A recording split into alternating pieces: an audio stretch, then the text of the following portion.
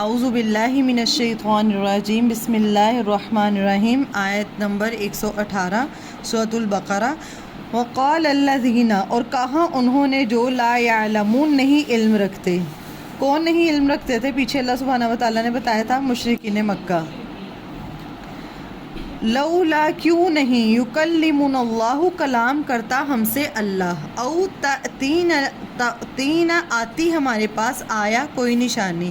اور کہا انہوں نے جو علم نہیں رکھتے، مطلب جو ان سے پہلے مشرکین تھے علم نہیں رکھتے تھے، اور اب بھی جو مشرک ہیں یا کافر ہیں وہ کیا کہتے ہیں کہ کیوں نہیں اللہ تعالیٰ ہم سے خود کلام، مطلب اللہ تعالیٰ ہم سے کیوں نہیں بات کرتے، یا آتی ہمارے پاس کوئی نشانی، یا انبیاء کو جو اللہ تعالیٰ نے معجزے دیے ہیں وہ ہم میں سے ہر ایک کے پاس کیوں نہیں آتے، سب کے پاس آنے چاہیے، یا ہمارے پاس کیوں نہیں کوئی نشانی آ رہی۔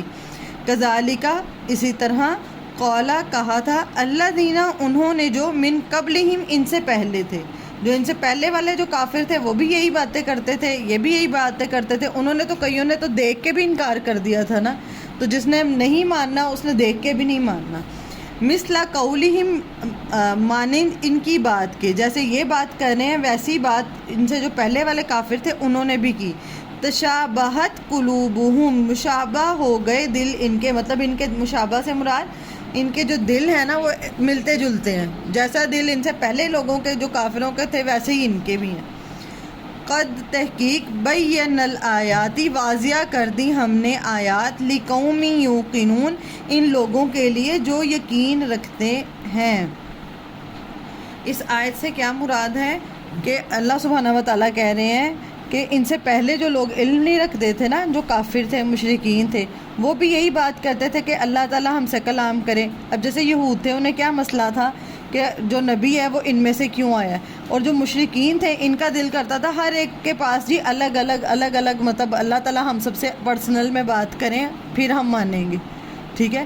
تو اللہ تعالیٰ کا یہ نہیں ہے طریقہ، اللہ تعالیٰ کا طریقہ یہ ہے کہ اللہ تعالیٰ نے، پھر تو آپ دیکھیں کہ اگر ہر ایک بندے کے ساتھ اللہ تعالیٰ ان سے بات کرتے اور فرشتے اس کے سر پہ کھڑے رہتے تو پھر نہ بات مانتا تو پھر کیا حال ہوتا۔ تو اللہ تعالیٰ نے دنیا میں بھیج کے نا انسان کے اوپر اپنے آپ کو مسلط نہیں کیا، اختیار دے دیا تو آزاد چھوڑ دیا۔